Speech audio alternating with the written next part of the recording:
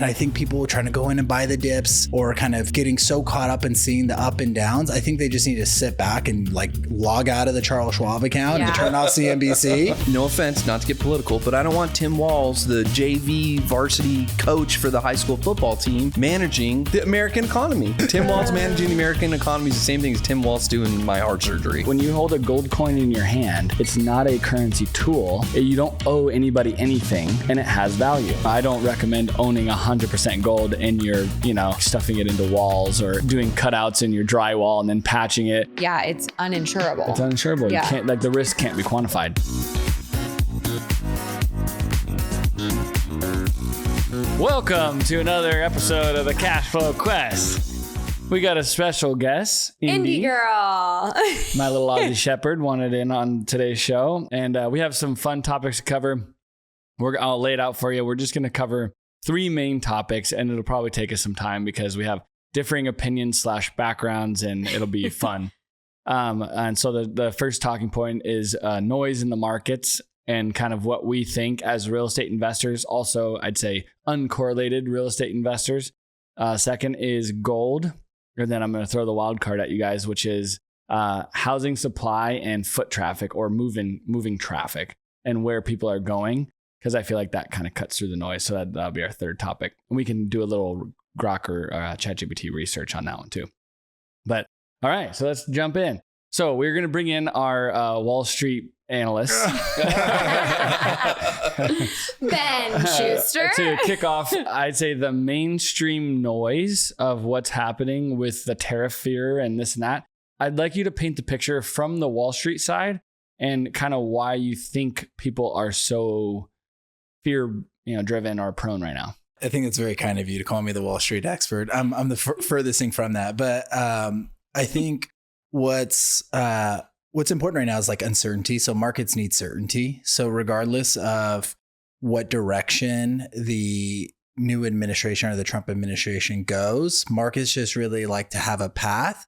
That way they can then price in, price in that, that direction.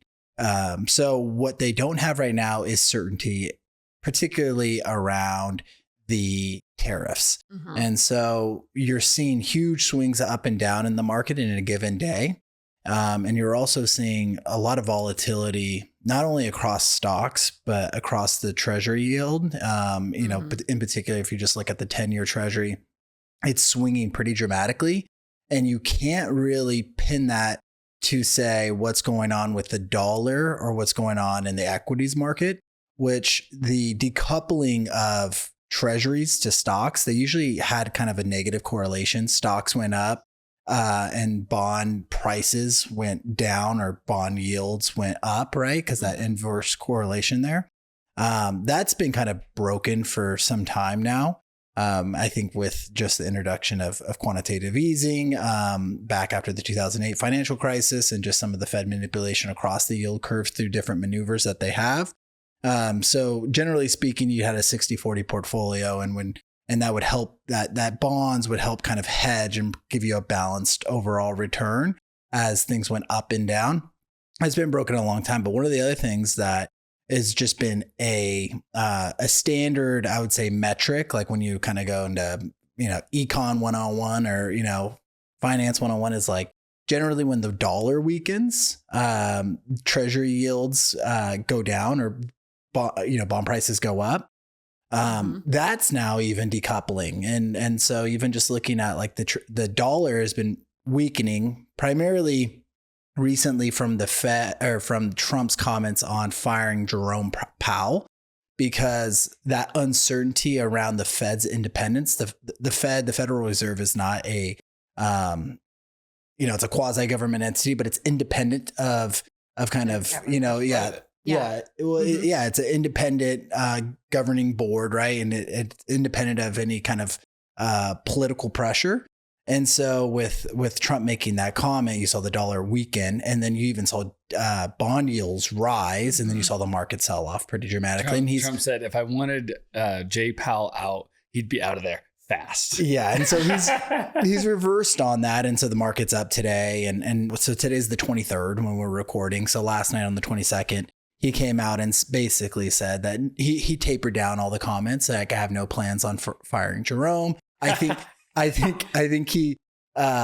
he should, move with haste and cut interest rates, because Trump's position is that this is a really good time right now because oil prices have gone down pretty precipitously over the last, call it month. And also, like, he pointed to things like egg prices and stuff like that. Mm-hmm.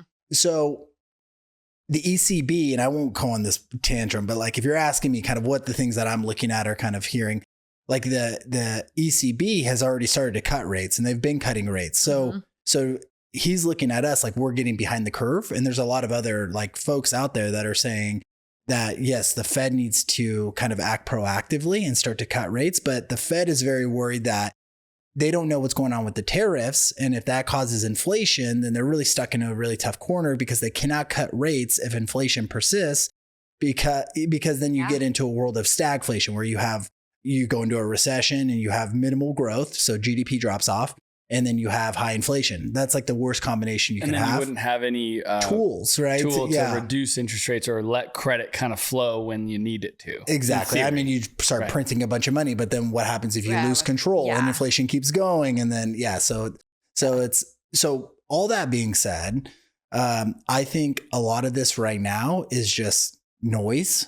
Call it like for anyone listening. Noise. Yeah. And I think people are trying to go in and buy the dips, or kind of, getting so caught up in seeing the up and downs. I think they just need to sit back and like log out of the Charles Schwab account and turn off CNBC and like forget about it. Like if you're in stocks or if you're in these things for a reason, long term, just turn it all off and let it go. And because if it bothers you, then maybe get out. The market's still up. If you look over, year over year, it's basically where it's at, or, come up slightly in the last couple of days.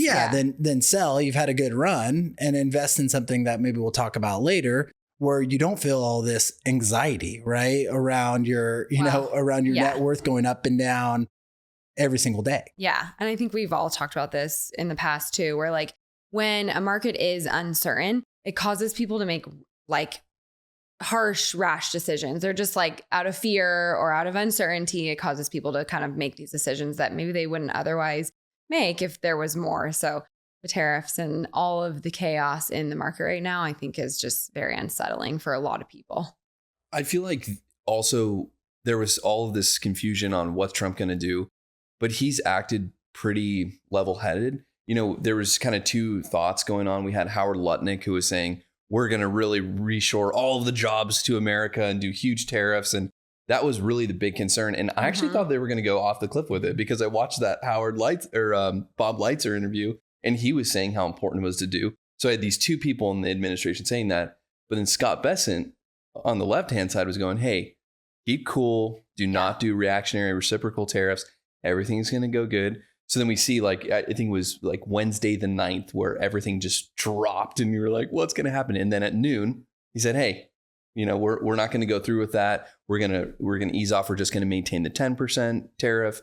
And then we saw that huge bound. I think it was like a bear market for 11 minutes or something like that. And then it bounced all the way back. So I think that there is calm, cool, collect stuff. And then we're just, we live in this constant information age where everyone's like, the fact that he makes a comment, to a reporter getting on Air Force One, and then it tanks the market the next morning, is like, it's obvious, selling clickbait stuff. And that's not how you should be investing on anything, even though I feel differently for long-term assets, and we're going to get into gold, and we love, manufactured housing. But at the same time, if you're in the markets, don't be letting offhanded comments drive your portfolio so quick. You know what I mean? Yeah. It just seems like that's the things are changing. Yeah, just because you brought it up, I think that we're really privileged to have Scott Bessent. I didn't know anything about him before he kind of came in. Like when I heard that he was going to be he was a fund manager. Yeah, for Soros. For Soros. So I was like, oh, that's close to home. But there's a handful of interviews. And so like the All In podcast has one. I think Tucker has one with him. He's really been good. On he's been on CNBC, or what's it called?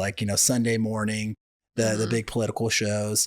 Very smart person. And I think that he's like, if you talk about Lutnick, he's like the kind of like the devil on Trump show, and Scott's the angel. Which is crazy because you work for Soros. Yeah. And that's what I meant by that comment about like Soros is kind of like one of the enemies of Trump. Yeah. You know? So it's like kind of wild. It's interesting, but Yeah. I think his just view on markets and in particularly his focus on the treasury yield and the 10-year is something that I haven't really seen. You know, we're not that old, but like, you know, I remember, I can't remember any other treasury secretary that was so focused on the 10-year treasury, which is so important because that's the benchmark rate to every single financial instrument, you know, that's out there. The blessing for us in this moment to have a guy that understands how effective the 10-year treasury is 100%. as a tool for developing and growing And the getting economy. capital to flow. Yeah, and we're back building into the market, houses, buying you things. name it. Yeah. Anything. Yeah. Yeah. Mhm. It's tied to corporate debt. So, you know, the ability for people to, Refinance their corporate debt. yeah, or just pull, you know, go into New debt to then loans. reinvest into the business Yeah. and spur CapEx or, so yeah, and then there's also like the, you know, the focus of them refinancing the $6 trillion. And so hopefully, I hope that the 10-year cooperates. If we just zoom out and look at the 10-year at 4.443, it's like, I mean, if you ask me that, you know, if you ask me that in January or in December, like, hey, Ben, it's all going to be, you know, the 10 years going to be at 4.443. I'd be like, okay, that's great. You know, that's great. It is. But I It's a think good that rate. like when you see Yeah. that dip down to 3.9 for a week or something like that, and then it You're goes up to like- 4.4, you're like, oh my God, these rates are crazy. But you Well, got the to vol- zoom out. crashing So the the economy. To your point, Yeah. the bankers and all the people issuing the debt on the credit side do not like the volatility. No, I don't like the volatility. The Morgan Stanley bankers tell me like, we love just everything being stable. Yeah. So when And it has this It's like, so roller coaster volatility just really messes with our Yeah. ability to make loans, price the loans, you know, everything. It just makes it harder. And it rolls up to how do you price assets too. So I thought this year was going to be a really good year for deal flow broadly, effect. you know, not just talking about our space, but just commercial real estate in Yeah. general, or even residential real estate. I think differently now, given just the volatility and just the fact that If you had a fixed rate loan right now and you have some time left on it, you're like, let's Yeah. hold. Yeah. Get through this season of volatility and then come back around. one comment really quick that I want to make is that I think if I were to say, if I was a stock market guy, Ted, I know you love the stock, you're investing in the stock market. And I was talking to my mother-in-law. I think what's going to happen is like zoom out and like just log off of your Fidelity account. But I do think once the Trump tax bill gets reinstated or, you know, passed, and they're targeting Memorial Day for that, and brings back 100% to bonus depreciation, which we love and all that. I think once that passes, that will be a catalyst for people. And then the tariffs, there's some certainty around the tariffs, like what's the rules of the game. I think that then we'll start to see the market go up and then hopefully treasury yields stabilize. I think if you zoom out, we're looking at what his plan is, right? He's come out publicly and said, I want to cut it's $1 trillion from the budget, and he wants to increase GDP by $2 trillion. That's the goal.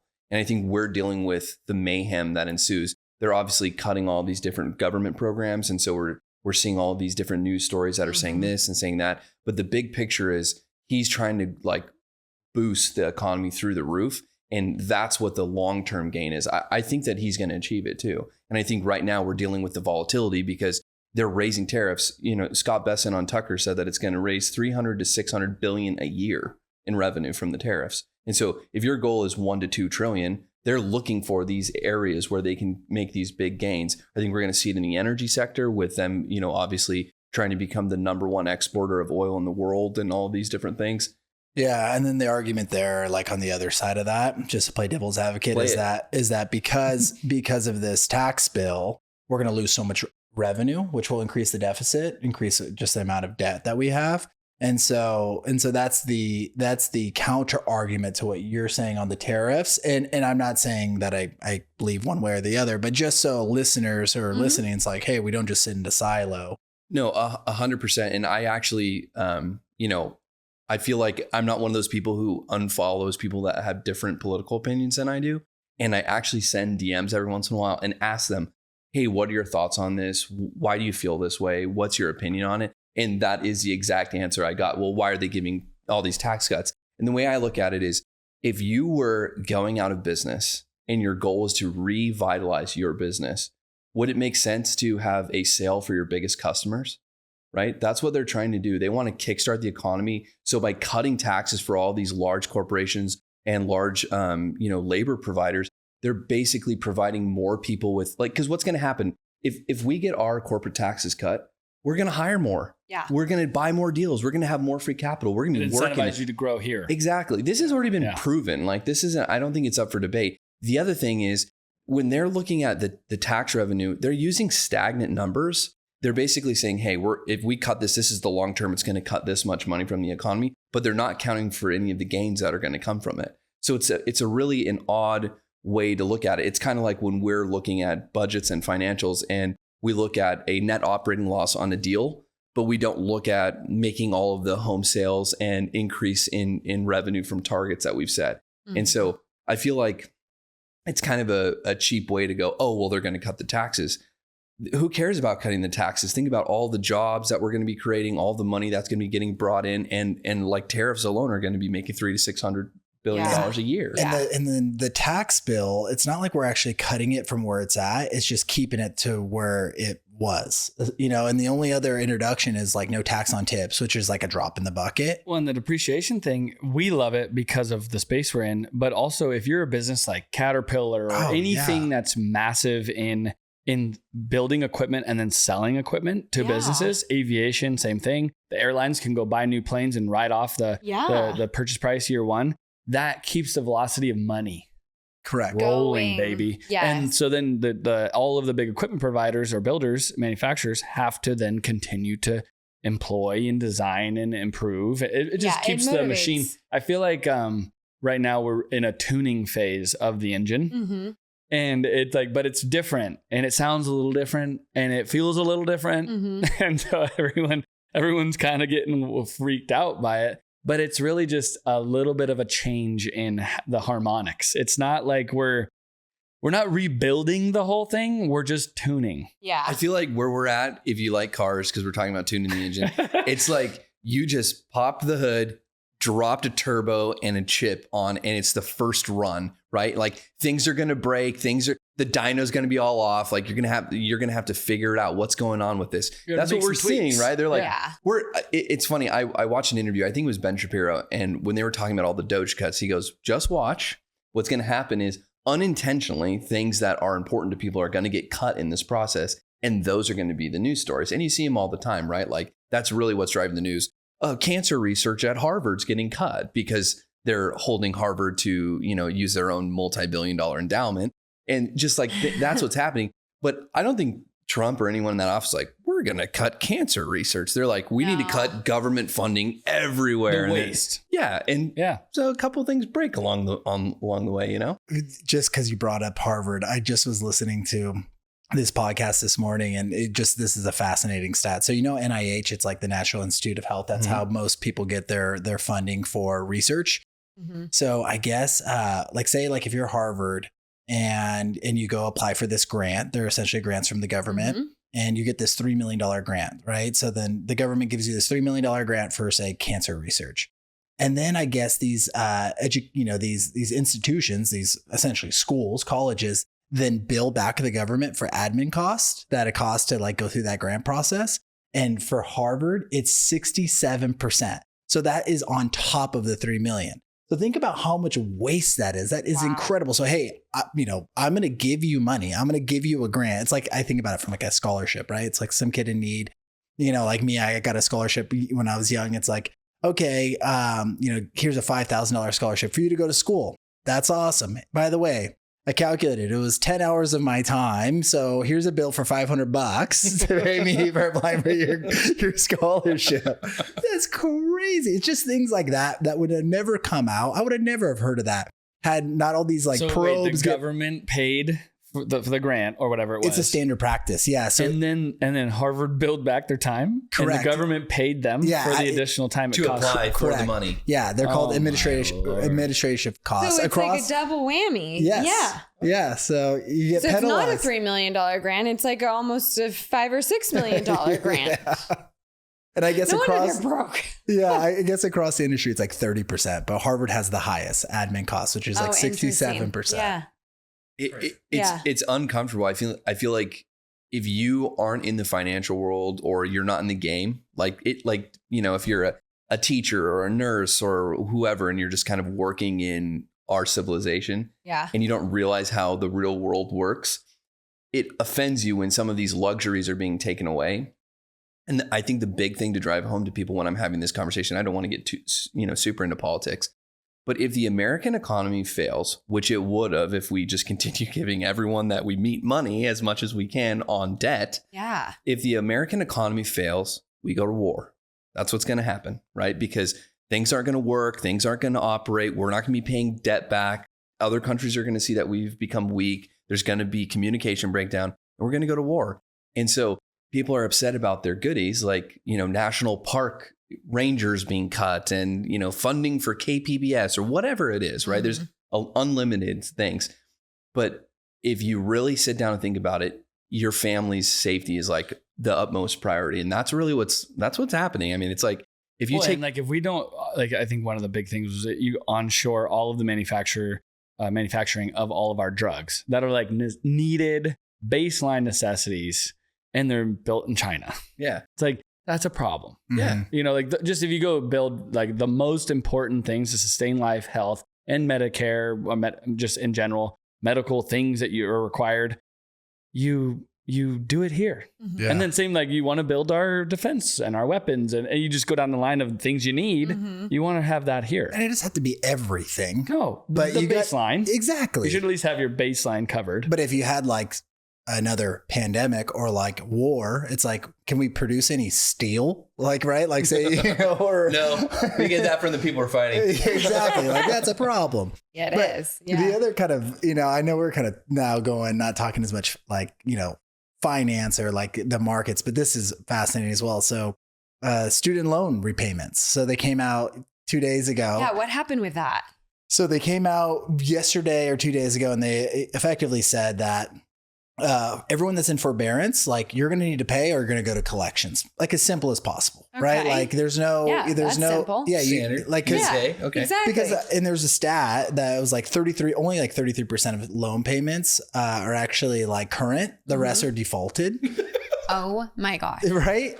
Two-thirds have defaulted. Yeah, or in default status, right? So I'm sure there's like there's a criteria that haven't paid, and there was a lot of talk about getting them just I was going to say, if the government's also at the same time telling you they're going to probably waive them. I think that was People a Biden. stop. Didn't you run on that on the last round? Yeah, and then it was unconstitutional. Yeah. And so that's like one of those things as well, where it's like, I get it, right? Like I have a bunch of student loan debt, right? It's like, but I chose that, right? And I paid 100%. Off all my undergrad, and then I decided to get my master's, and now I have that. And it's like, well, yeah, I signed on those docs. I knew exactly the interest rate and everything like that at that time, with the thought that this education or this investment, I will make more money. So then it'll be then this obligation, it will be cheaper in the long run to then pay that off. Is the interest rate low or high? No, so it was, when I went and did my undergrad, it was pretty cheap. This is down when like rates were nothing. So it was like 3%. So I paid all that off. And I remember I got my bonuses from BlackRock, and I lugged them all right into my student loans. And like that sucked. And like other people were like, I didn't have student loans, or I'm not going to pay them. I'm just doing the minimum payments. And they had more. I'm going to default on them. More money than I did. And forgiven. And it sucks. But like this is just like the only reason why I brought this up is because when you get yourself into debt, and anyone that's been successful for the most part has had times where either they got themselves into debt or they bought something where it really stretched them, say they, whatever it is, and they have to like tighten up their belt, right? They don't go out to eat. They they conserve their budget, and they start paying down their obligations. Yeah. And that is kind of what the government is saying now, is like, hey, we can't just keep spending. We need to tighten our belt, pay down some of these obligations. So then there's brighter days ahead. Because if not, then it's like having a blood clot that's eventually going to turn into a heart attack. Yeah, for sure. I feel like we did this. Like we do this all the time. We look at P&Ls and go, oh, they hired Janie last week.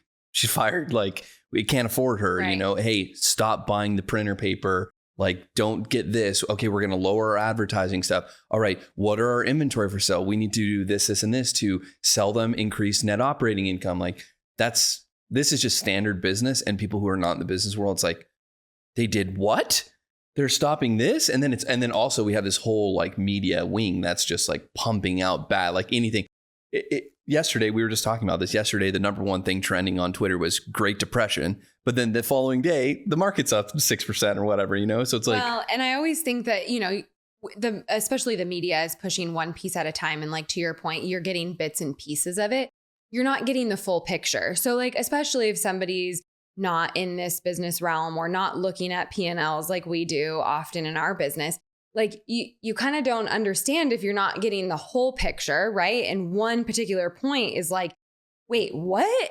But it's like, that's the reaction most people I think would have if you didn't understand or have the other information or optics of the picture. So like, look at the balance sheet. You got to look at the balance sheet and the statement of cash flows to get the full picture, right? And like, we're not getting that at all from the media. And so it's like, it's totally not a true picture of what it is. I feel pretty good about it. I got a kick. So I was just kind of talking about how I was going back and forth with someone on private messages, just kind of getting the other side. She was very vocal and I kind of wanted to get her take. And one of the comments she made to me was, it makes me really uncomfortable that there's all these, super rich billionaires managing the country. And because they've been portrayed as villains, right? And there's like this whole thing. They're just doing it for money for themselves and for their friends. And I was laughing because it's like, Scott Bessent is exactly who I want, man. Like if I was getting surgery, I want the surgeon who's done 1,000 surgeries. I don't want, no offense, not to get political, but I don't want Tim Walz, the JV varsity coach for the high school football team, managing the American economy. I want freaking Scott Bessent. Yeah. I mean, that's true. Or an equivalent. You want somebody that's a professional. Yeah, exactly. I'm just using that in as the given space. Yeah, I want the pro. Yeah. First, I thought you were going to talk about Tim Walz doing your heart surgery, or no, but it's about the same thing. Tim Walz managing the American economy is the same thing as Tim Walz doing my heart surgery. Sorry, I love it. All right, I'm pivoting. The next topic is gold, and we were kind of talking about the history a little bit, and we were looking up kind of the trends of values of gold and stuff before we started recording today. But and I've been vocal on gold on this before, so I love it. So Ty, do you want to start with the history, or Blake? Well, I don't have like a full history. We were just looking at the values, and I think gold's been steadily rising, and we collectively feel like gold might even be being suppressed a little bit. We know on the back end that a lot of centralized banks are stocking more gold. Governments are stocking more gold. Mm-hmm. I mean, I started moving some of my portfolio into gold a couple years ago. Mm-hmm. And right now, like when we had the bonds performing, I was taking my gains in bonds and just moving them more into gold. And now we're seeing this huge gold uptick. And, just for me, some of us here have actual physical gold.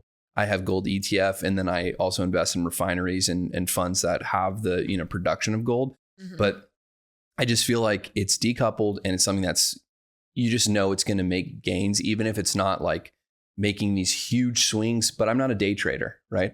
I'm looking at, the money I put in the market is for my kids when I die. That's the kind of way I look at it. And I'm looking for long-term generational growth and compounding interest. And I feel like gold. So you're on a 30 plus year, spectrum versus specifically with stocks. I feel like I'm in real estate. That's my risk. That's my high risk area is manufactured housing, even though it's not risky. I'm just not a risky person. So that's the way I'm looking at it. It's like, just be safe everywhere. Yeah. And my kids, my grandkids can drive Rolls Royce to high school if they want. That's the plan. See, I think I'd rather drive the Rolls. So gold, if you just look at like performance year to day, it's up like 25%. Okay, which is pretty. Right. That's what we were saying. Okay. Yeah. So, and then the S&P 500 is down like 10%. Mm-hmm. So and then the NASDAQ. Yeah. So the NASDAQ 100. So the top 100 largest technology companies is down like 15% year to day. So gold is just on a tear of pretty unprecedented kind of like run up. And had you been listening to the CashFlow Quest and listening to Blake when he was saying he's buying more gold, then you would have done very well and been pretty happy. We've been watching our gold go up. Yeah. And now we can gamble with house money when we tie up these deals. Exactly. And so one of the things, more trailer parks. And I think too, it's just like people are finding safe havens right now, and gold is one of them. And it goes back to like, all right, if there's, people are selling out of US treasuries or whatnot, and central banks are shoring up more of their balance sheet with gold or other precious metals, then gold's been a huge beneficiary. You're now seeing Bitcoin was down pretty substantially because I don't really understand how that kind of ties into the overall market yet. It seems very uncorrelated. Yeah, and just kind of random almost. Yeah. Well, hold on. I think it is correlated specifically to stock, right? Okay. So like, I feel like most people who are in Bitcoin are also people who invest in stocks. And so when we see these speculation and swings, the chop in the market, it's the same thing. It's like when stocks crash, you don't see Bitcoin, No. or Bitcoin you know what I mean? also It's like, goes down. Yeah. Well, and, one of the guys I follow, and I like this phrase for Bitcoin and or crypto in general, is crypto is the speculation asset of our generation. Yeah, for sure. And so speculation is the key to that. Is that you can argue all you want, you don't know what the hell Bitcoin is. Unless it's actually a function or you can like do something with the Bitcoin. And so it's not like if it gets integrated into a financial system and you're actually using it to settle trade, either just between people or big, transactions, then it's actually got a use case, which is like the XRP and some of those other ones. But I think since we're talking about gold, I think it's really important. There's so much branding that has occurred with gold over our lifetimes, go back like 100 years. But gold, bar none, is the only truly historic currency that you can measure over thousands of years. And that's why I personally love it, is that you can talk about Bitcoin until you're blue in the face. It has a very short use case, even just as a speculation tool. It's only been 20, 30 years max, but people have made money. And so do I wish I bought it when it was like $10? Yeah. Sure. Yeah. And so gold is the only true currency that is also an asset that you can put on the balance sheet as an asset. And it's purely settled. It's 100% settled. When you own it, when you hold a gold coin in your hand, it's not a currency tool. You don't owe anybody anything, and it has value. Yeah. So that's why I particularly love it. Is it's like the only true currency that it's completely 100% settled. Yeah. Which is pretty crazy. And you can From touch now it. to the Egyptians. Right. It's pretty crazy. And I think too, like the Bitcoin, because the argument there would be like, well, the blockchain exists and that is the easy, that's the best way to then settle. And if, blockchain gets rolled out across and like replaces like Swift is like how trade settled today, like that's going to be massive, right? From the standpoint of a key point here though, and I think this is important for the macro understanding of why gold is moving right now, is the BRICS nations are now settling with gold. Yeah. Their trade deficits.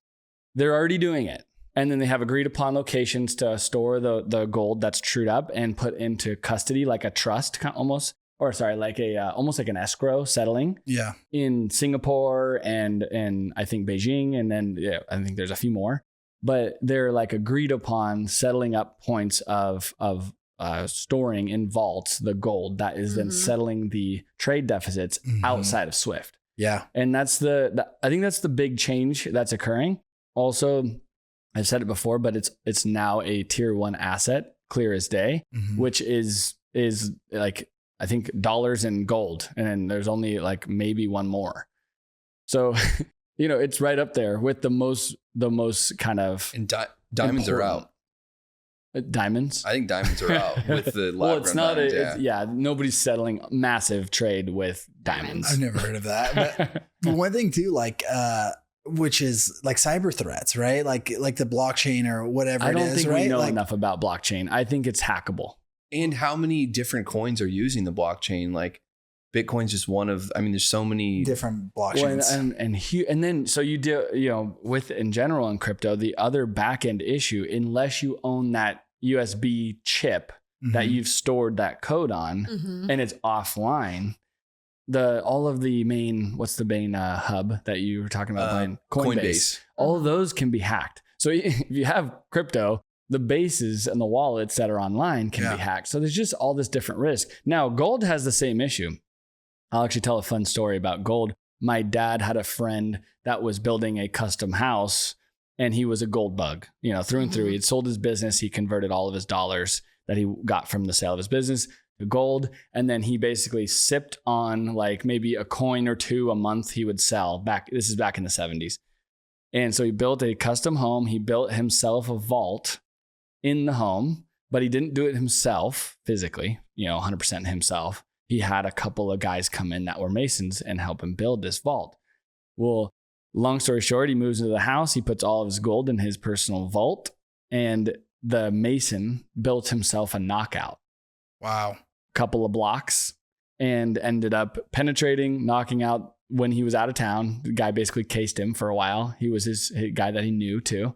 And he took every dime from the guy. No. He took every ounce of gold that he had. And it was like a couple $1,000,000, if I remember the story. In the 70s? In the 70s. Yeah. And so that story, that was a dad story to me. Yeah. He knew He told me that story the guy that happened to, and he lost it Wow. all. So which is almost like a biblical principle, like it goes back to like, yeah. be careful what you put all your faith in. Yeah. And so I don't recommend owning 100% gold in your, we were talking earlier about like stuffing it into walls or, doing cutouts in your drywall and then patching it. Well, Like you would maybe do that for a rainy day, like wartime issue where you have to flee or something. But we were even worried about having it in our safe in our office, like, because you just never know. And then who knows, it's there. When I heard about an influx of people, they were like legit safe cracking. Yeah. And somehow they got the list of people with safes. Cause I then found out like quickly that 3 of my friends, and either friends or friends of friends, they had vault, let's call them gun safes, not like crazy vaults, but just gun safes that they had their gold in, and they got robbed.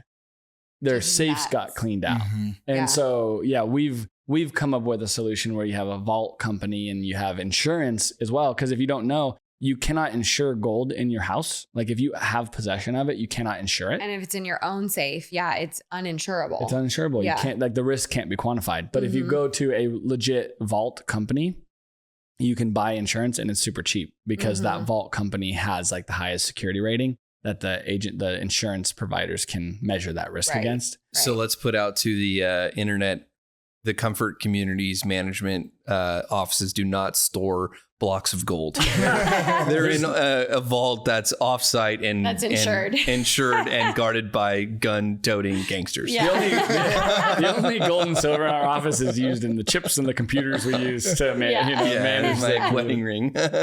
Yeah. Yeah, and I just think but like to your point, like it all has a risk, but you just kind of want to be diversified, and it's just interesting what's happening to gold. Like my buddy Chad Martin, San Diego gold. I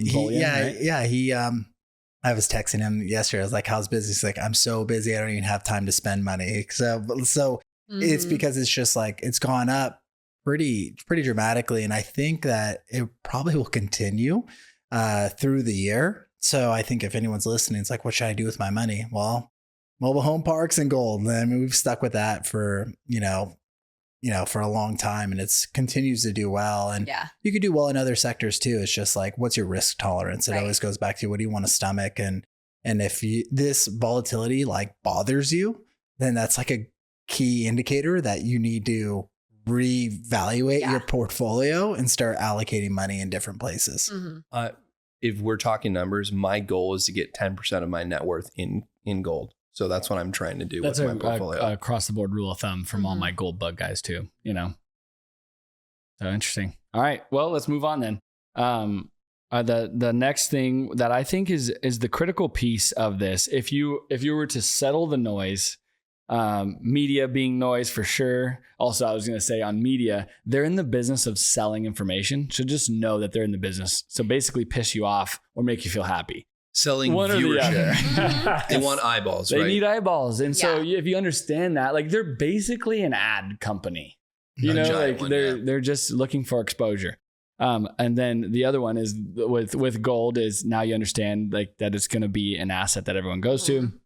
But then the third is if you boil both of those things down and you look at, okay, if you're just chasing yield and you want cash flow from a source, you're going to need a place where people want to live and where it's growing.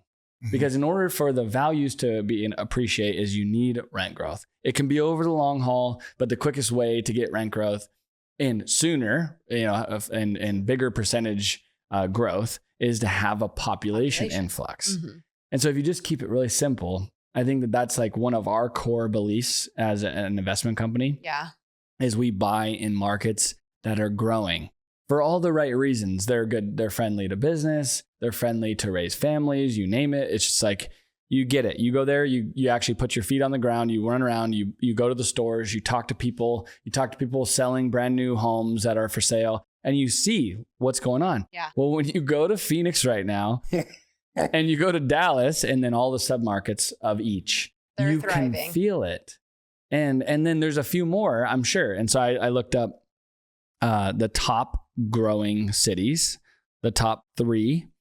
And I like to look at it from a pure numbers population increase versus percentage, because it'll be like, there's a city out in Georgia that's 50%, you know, but Lanhauer, Arkansas is going through the roof. It grew Went from 10,000 to 12,000. yeah, exactly. 10 to 15. Yeah. You know? So that's where, if you just literally, and then you can like kind of triangulate, make sure that the facts of that data is good. Mhm. But like you can get pretty close now with AI. It'll pull relevant, and then you can kind of then, I would say, always verify. You know, Tide and I now Right. on the operation side, it's like, okay, we'll be trusting of the data the sellers give us, but we're always going to verify. Yeah. Yep. And so it's interesting. The top 3, Yeah, and I'll what just does it share say? Yeah. what it pulled up, just because it said actually New York, Newark, New Jersey, or sorry, Jersey City. It's up 213,000 people between 2023 and 2024. Miami, Fort Lauderdale, West Palm Beach is up 123,000, and Phoenix, Mesa, Chandler is up 85,000. Wow, that's awesome. So, and then you get into percentages, and it's kind of a little different. But some different cities pop up, and they're smaller than that though, than the big metros. But in broad strokes, like those are good cities to look at. And then so then you go into like the next tier of like, okay, well then what's the risk in those places? So like New York and New Jersey have pretty heavy regulatory risk. And I wonder how much of that is people just going back to New York and New Jersey From COVID. Yeah, I agree. That's the first thought I had, actually. Yeah. But that could be researched and known. And sometimes like the non-sexy regulatory markets, for sure New York City, but I've heard better things about New Jersey in general. Like it's not as bad as you would potentially think, or upstate New York. But I still think that regulatory issues. West Palm and Miami, man, insurance is expensive, right out the gate. And that's kind of unquantifiable on how far that risk on the insurance cost goes. Also, we're focused on low income housing, and I feel like that's not really a super strong low income demographic. Well, if you could buy a mobile home park in Miami, we'd be interested, but you got to deal with the risk factors. Not going to have a ton of scale. I think the big like county that people get in is Dade. Like if you're going to be trying to invest around Miami, it's Dade County. Miami's in Dade County. But like, you know, like Little Haiti, like kind of those areas. But yeah, I don't know. We've looked at some deals over there, but they haven't really done it for us. You know, it was really interesting. I just went to Yosemite with my family and drove up the California, highway system, and 9 hours on the highways. And it was really interesting. Like it just felt like it was booming everywhere. Like there's just, we stopped in San Bernardino. Obviously that was packed, but like I just kept going through all these different places, and there's Amazon trucks everywhere. I think part of all of this, commercialized shipping that's happening to everything arrives on your front door is building this huge network of business. I think that we're seeing all kinds of cities, pop up, and there were Amazon trucks everywhere. Yeah. Well, because we're going to go to number 3, so I'll just kind of jump ahead, which is like Phoenix. And that's why personally, like we all love Phoenix so much, but it touches on your exact point. So, and maybe we've covered this in the past, but just for the listeners talking about Phoenix, the main port is LA and Long Beach. That brings in everything internationally. And then the main like distribution hubs were like LA, and then LA got really expensive and it's very dense, right? For like industrial warehousing. And so that got pushed out to the Inland Empire, right? So you can talk about like San Bernardino area.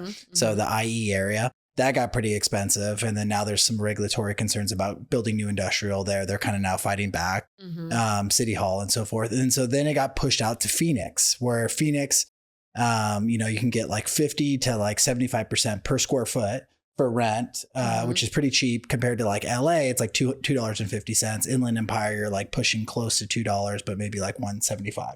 Right. So then just to put some metrics on like the price per square foot, like if you were to lease space.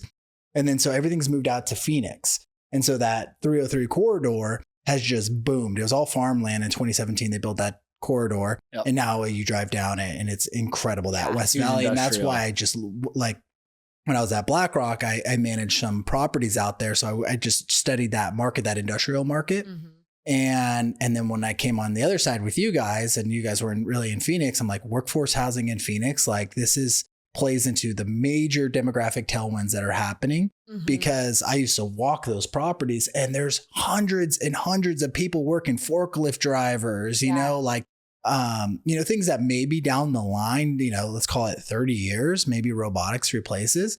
But the construction jobs, the maintenance, I mean, it's booting up. So it's you need bodies. It's all that workforce housing. And Phoenix is still from a, they call them like a trip, right? Like in a semi truck, you could reach like 30% of the US population within a day's drive of Phoenix. Wow, so from a location standpoint, it's phenomenal. And then, I think it's the best, right? So the top two ports, grok me, I want to see if I'm right on this. So we have the LA port, and then I think the other port, it's New York.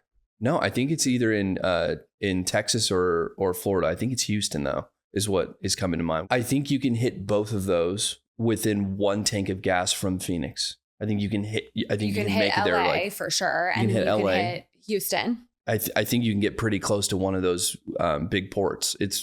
That was part of the reason. I don't think it's just from LA, because then it's just more centralized. In the end of the day, it just depends on where the boats are coming from, because I think the West Coast is easier for it to all hit. China. You're not gonna go through the Panama Canal to then launch into. I don't know. Houston. I heard they're running it down there. No, we are now. Yeah. China's not welcome anymore, in theory. Yep. And I think too, like just last thing on Phoenix as well, as the proximity to the border, and as the friendshoring and onshoring continues, that trend continues. I firmly believe, and you're kind of seeing it. I mean, once TSMC planted their footprint there, like that was all the validation you needed. Super odd data point, but you cannot build semiconductor like super detail oriented manufacturing if there's earthquakes. And I guess being in the sand bed of Arizona reduces vibration to a different level. And it ends up becoming like one of the best places to do it, given that they need to come to the States. And then you got to fulfill. That's interesting. You got to prep and then ship out all the or finish. So it would be logical for like Apple or somebody else to go in and manufacture there and piggyback off of that. Yeah. Well, Dell's in there too now, and they're doing semiconductors. Why would you send the chips very far when you can just move them down? It's going to build a huge hub. So once one player goes in, it's like Silicon Valley, and so I'm just so bullish on Phoenix in that respect for workforce housing. Phoenix always has these like ups and downs, and because I'd say in general, Phoenix and Las Vegas were always they got hit the hardest. Yeah. But they've recovered, and then they've also economically diversified. Yes. I agree. Yeah. And so I follow a lot of multifamily guys for their sage advisors, and I look up to them, and they're in their 60s and 70s, and they're now looking heavy at long-term Vegas, versus short-term. They're not speculators. They're not flippers. Right. They buy for hold and long-term rent growth, and they like Vegas. I wonder Nevada, as far as if, we obviously kind of focus in the Southwest, Nevada. I wonder if you'll start to see that. Yeah. You start to see that market grow. Not even just Vegas, but this Reno, all the way down that valley, Carson City, Minden, we're all about them.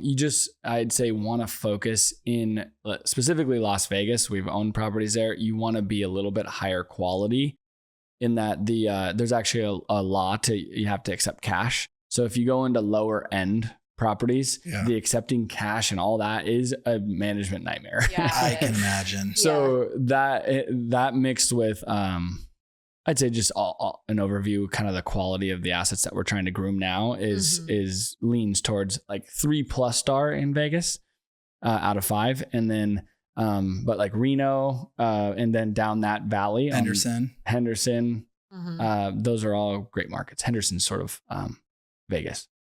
Oh, got it. Vegas Metro. Yeah. Yeah. Vegas Metro.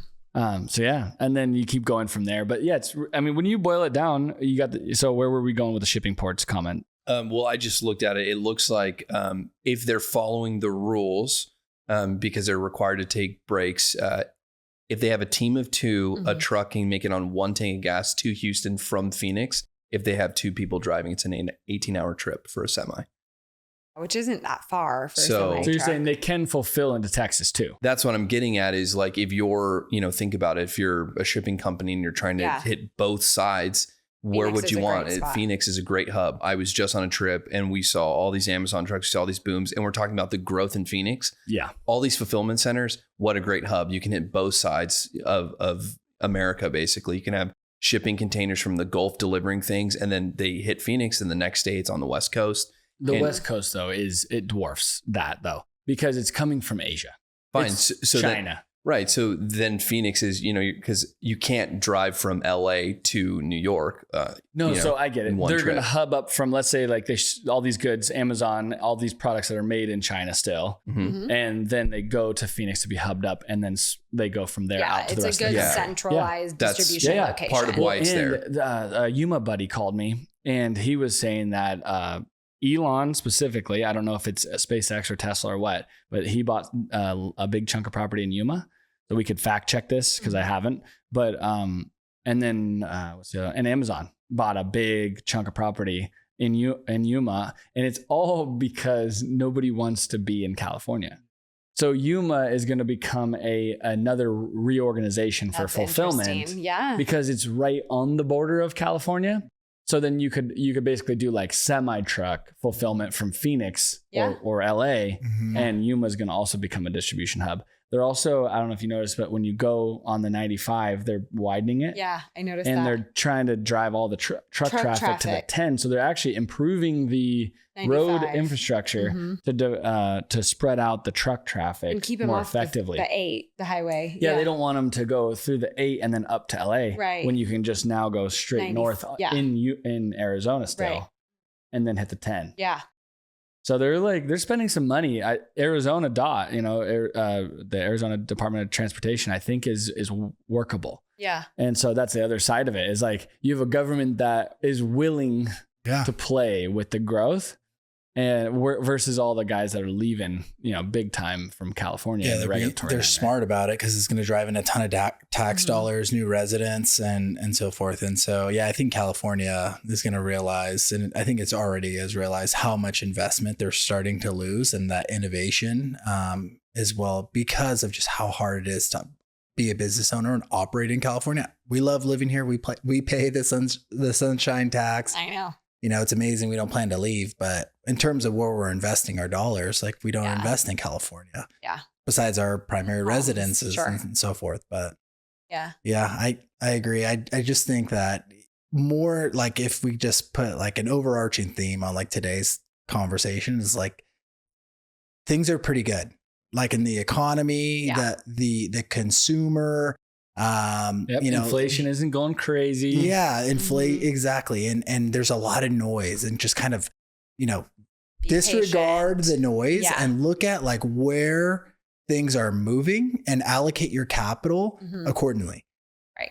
And it's longer term. It's like, I listened a great podcast I listened to kind of prep for this was Peter Linneman on the Willie Walker podcast. Yeah. From a commercial real estate point of view, that conversation is awesome because Willie does a good job of doing like the status quo argument or the devil's advocate for the market. Yeah. And Peter Linneman is like this awesome, very true to his beliefs, but like understands everything. He's tell me in the crowd. He's a professor at Wharton. There you go. So he's of economics. Yeah. And so that was awesome. And they're talking about in the end, housing from a development standpoint. And we have friends in, really sophisticated positions in the multifamily space.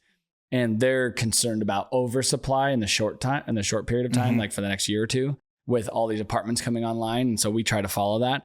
But then after you kind of get through this little blip of apartment development, then we're going to have a new chasm. Maybe it's 3 years out, but it's inside of 10 for sure. Oh yeah. It's inside of 5. Yeah. And then a lot of talk about single family home development being a regulatory nightmare to build it on scale. And then the building costs and the labor and the materials without the tariffs just in general is expensive, to where you cannot provide housing for that like under $500,000 price point unless you go out and really are out a little bit further away from these major metros.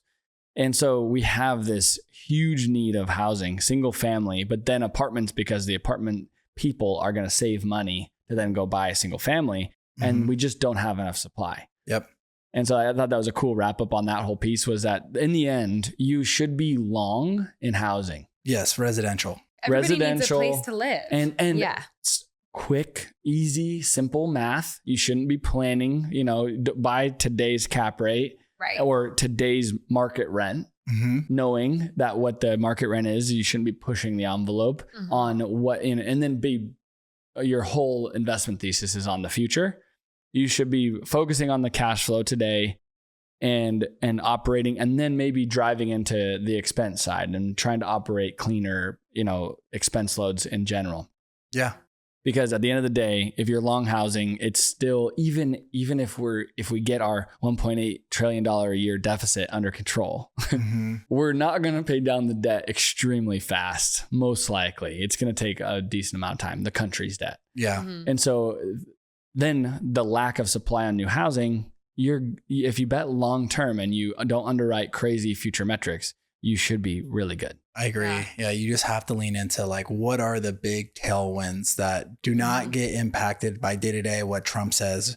And like the mega trend is, housing and affordable housing. I think the stat is now it's like 70% of individuals can't afford to buy the median home price at today's interest rates. Yeah. It's something insane. So people are going to stay where they are for longer. They're not going to choose to sell. There's not enough housing currently in the stock. Yeah, you had this apartment run up. But that's now stopped because it doesn't make sense from a feasibility standpoint for developers to get into the dirt and build new supply. Yep. So all that will get absorbed. Right. And the debt is too expensive to borrow on construction loans to then continue that cycle. Exactly. And if you wait for the perfect time to buy, you missed it. Yeah. And so that's why for us, we're like betting that long term, you're going to see this rental appreciation that's going to drive your return on your investment. And the stuff that we're buying is irreplaceable. You cannot build a mobile home park in Phoenix today. Good luck. In the middle of a town. Yeah. Oh, I just did some back end. It doesn't look like there have been any confirmed large purchases from Elon in Yuma. Okay. But Amazon has a fulfillment center that's about to be opening up. That's on like 20 acres. And then it's over there, but they did 220 acres that they purchased. Wow, that's pretty good size. But it's not specifically in Yuma. It's near Yuma. Is it along the border? While he's pulling that up. Sorry, Grok, for those of you who use it, types a lot. Buffering. Yeah. So fun wrap up. Another different conversation, but then I was doing some research. Is Boxable. Have you guys heard of Boxable? They're really cool. They fold out, and we follow those types of things, especially being in manufactured housing. You bump into all the cool things like 3D printed homes, you name it. The tiny homes. Boxable is like this. You get it off of a semi truck, and you crane it onto even just a simple foundation, like graded pad. You need obviously water, sewer, and electric to feed it, but it's like an RV level, under 100 amp, probably 50 to 100 amp, feed. Anyways, they've been booting up, trying to become the affordable housing solution, and they had this big thing. They're going public right now, so it's kind of a press thing that's out there if you do research. But one of my friends that owns a mobile home park has it listed as well himself. And so he got a call from Boxable saying that they would be interested in making a deal in general, maybe buying it, but also just provide 0% financing on homes because they're trying to get exposure and they need to put them in communities because you have to have the infrastructure. Yeah. Now you can sell them as ADUs, right, in California, but if you need like a widespread use case, where are you going to put them? Yeah, a mobile home park would be a great fit. So, so I have the number for the, VP of development or something for Boxable. And so we could check that out, maybe try a few.